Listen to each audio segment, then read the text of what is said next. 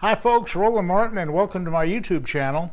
You know, today it's kind of a special day because it's the aftermath of big Hurricane Ian, and I have no power. I got some emergency lights out here in the shop, and I'm on my way to Montgomery, Alabama for a very important deal. We're going to be celebrating Ray Scott's life. And by the way, Ray Scott was the founder of B.A.S.S, the Bass Angler Sportsman Society. He was my #1 mentor. He was the man I named my son Scott for. This man, I had the most respect of anybody that I've ever met in my life, including presidents, including all sorts of famous people. But Ray Scott is the #1 guy. He led me in a path that I had with no other choice. I followed his wagon, I followed his dreams, I followed his aspirations, and became a successful person in the process. Let me explain a little bit about what Ray did. Ray had an idea back in 1967 to have tournaments. Well, he started calling me up on the telephone, and I was a guide at Santee Cooper. I was recuperating from an accident the year before where my mom and dad, we were all in Europe and traveling, and my mom and dad were killed, and I was in the accident. It was a bad deal. And all through my life, my mom and dad regarded me as the black sheep of the family for the simple reason that all I wanted to do was fish, and I didn't have anything constructive. All through high school and college, I'd almost fail out of school because I'd be fishing all the time. And they'd say, nothing's good going to ever come of fishing. You're wasting your time. Fishing's just a wasted thing. I said, well, maybe there's some kind of thing I could do with fishing. No. Only bums and narrow wells are fishermen. It's not going to be a big deal. Be a doctor, a lawyer, an Indian chief. Do something good. Get a good education. Well, I got a good education. I went to the military. I became an Army officer. I even taught school. I did some neat things, but I wasn't satisfied with what I was doing until 1967. In 1967, this man, Ray Scott, started calling me on the telephone. I hadn't heard of him. He was an insurance salesman in Montgomery, Alabama. And Ray would say, hey, Roland, I understand you're catching a lot of fish at Santee Cooper. See, I was guiding at Santee for really big fish.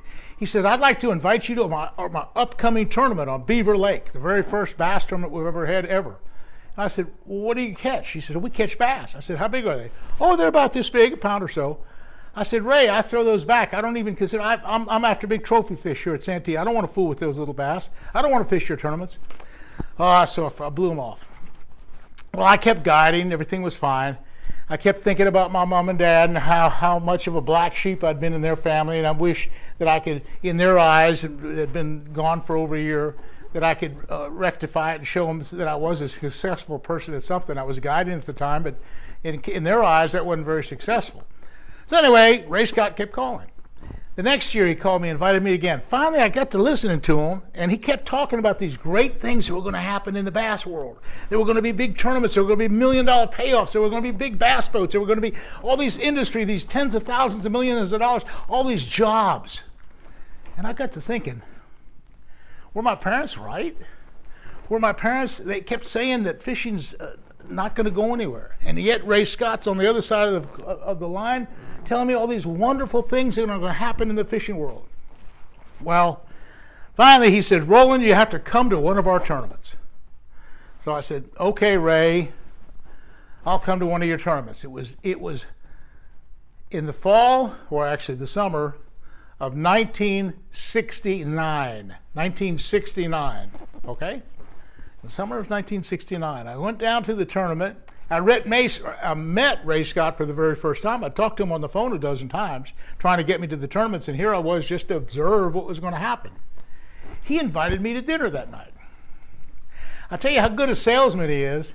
He's a prankster too, and really has a great sense of humor. Had a great sense of humor. Anyway, that night, he sold me, and I didn't have much money at the time, the second life membership that B.A.S.S ever issued. The first life membership went to Don Butler, a friend of mine in Tulsa, Oklahoma.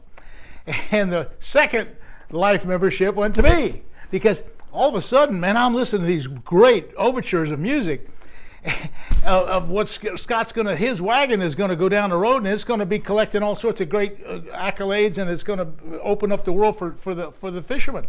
Bass fishing is going to be a prominent thing. And I'm saying, gosh, I kind of believe that. Here's $100, Scott. Sign me up. And so now I'm a life member of the B.A.S.S. Bass Angler Sportsman Society. Well, I almost didn't even fish the first tournament because that particular tournament was a record-setting tournament. Rip Nunnery and Gerald Blanchard brought in 190-something pounds of bass with 30 bass, and I said, that's a 6-pound average. I said, I can't do that. These guys are better than I am. Bill Dance had 81 pounds one day with 15 bass, and so I'm thinking, these guys are better than I am. I just met Bill for the first time. I just met Tom Ann for the first time. I just met a whole bunch of the leading people at the tournament circuits then. Jimmy Houston was fishing then. But anyway, I just about quit. I just said, I'm going to go back to the swamps of South Carolina because I'm not good enough to fish this tournament. Oh yeah, Ray said, no, there's humility in the sport. There's people that aren't going to catch fish. And sure enough, as I looked at the way in the rest of the day, there were some people that didn't catch but a couple fish. Okay, I said, okay, I'll fish my first tournament. So the first tournament was on Toledo Bend.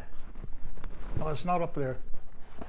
Toledo Bend, and I came in second. I'd been practicing how to fish Hopkins spoons on ledges because that's what I was doing as a guide at Santee. I was catching a lot of bass on spoons and striped bass, and I was really good at it. So bam, I really did well. The second tournament I fished, that 1970 Lake Seminole tournament, I win the thing. 1970, I win it. 1970, I win the tournament. Well, the point is, all of a sudden, Ray's saying to me, he says, Roland, he says, man, you're on fire. You've only fished 2 tournaments. You got a first and a second. What's your secret of success? Well, being that I like to brag at the time, I told him, I said, well, Ray, it's easy. I said, my success is that you don't have any cutoff periods, and I can come and fish for a whole month before the tournament, which I did these last couple of tournaments, and I learned where all the fish were, and I went out and won the tournament. He says, oh, that was the Roland rule number 1, 3-day cutoff. From that point on, Ray instituted a 3-day cutoff. Well, okay. So anyway, I kept fishing, and through the rest of the year, I came in second at the next tournament, which is back at Eufaula again, and I had some other top-notch places. In fact, I won Angler of the Year that year. So the point is, Ray came to me in October of that year, kind of the end of the year, and said, Roland, I got a brand new idea. See, Ray had ideas that were just stellar. He always had an idea. In fact, there was a little quote that he had that I like to talk about. And then in this book, The Bass Boss by Robert Boyles, one of the things that Ray used to say is this. He used to say, I can inspire people and I can make them dance. Well, he inspired me, and I danced his tune. I danced all his tunes. I mean, I at that point, by the end of 1970, I had all the confidence in the world in Ray Scott because he was opening doors I'd never seen open. I was winning tournaments. I'd made more money that year than I'd ever seen in my life. I made like $30,000. And it was just an incredible experience, seeing that there was a future. There is actually a space, and I just wish to myself that I could show my deceased parents that had just passed away a couple years ago in that auto wreck in Europe. I just wish I could show them that I could be a success, that fishing was something that could be an actual occupation. It could be something you could hang your hat on and make a career out of. Well, of course, I never could do that. Of course, they had passed, but it was like an inner thing that I tried to prove all the time. So as he came to me with this idea. He said, Roland, come to work for B.A.S.S. We're going to go on the seminar tour.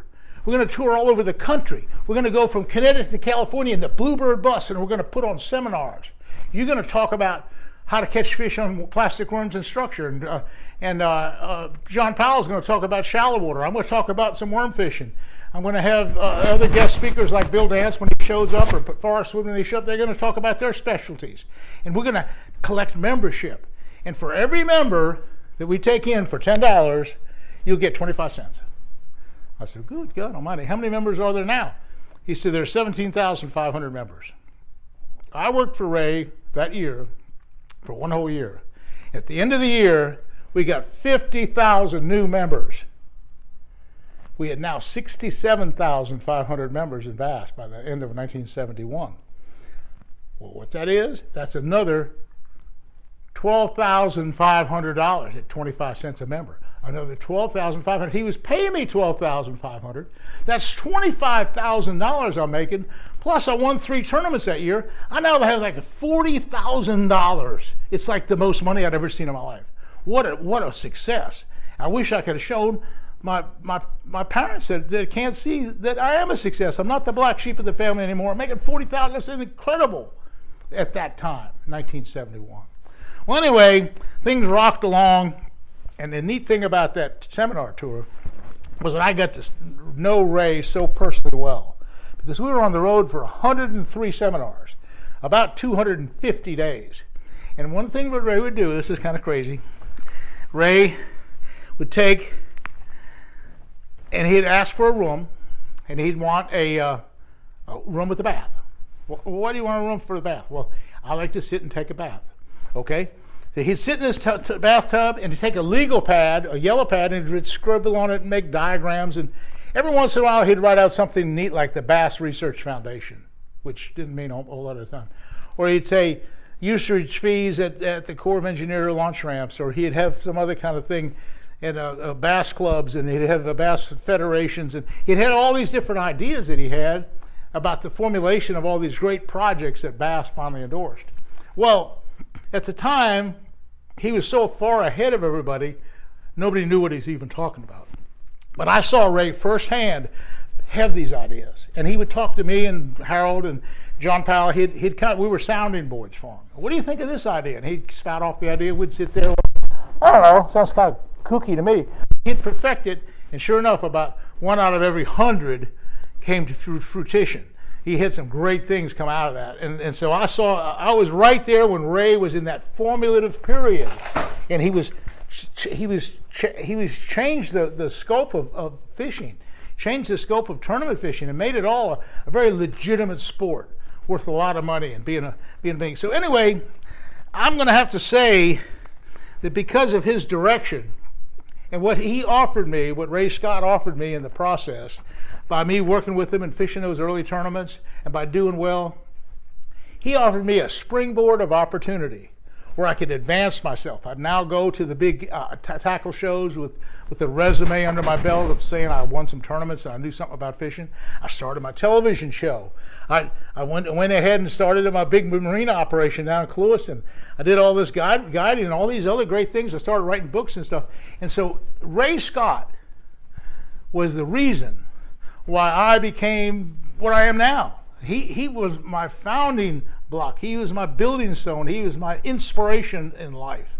And so I'm now going to go and do a little simple eulogy at his celebration of life in just 2 days. I'll be up in Montgomery along with Bill Dance, along with Jimmy Houston. He'll also be there, along with Johnny Morris, along with Bob Cobb, who, by the way, Bob Cobb wrote a sensational book on the B.A.S.S story.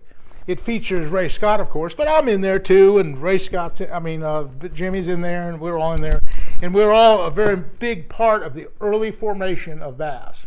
And I feel so proud of it. My contribution, whatever it was, must have been something, because they talk about me in the books and stuff, and I really feel proud about it. But it gave me my career, gave me my start. Thank you, Ray Scott. And we'll see you again soon, and hope I taught you a few things about a great man, Ray Scott.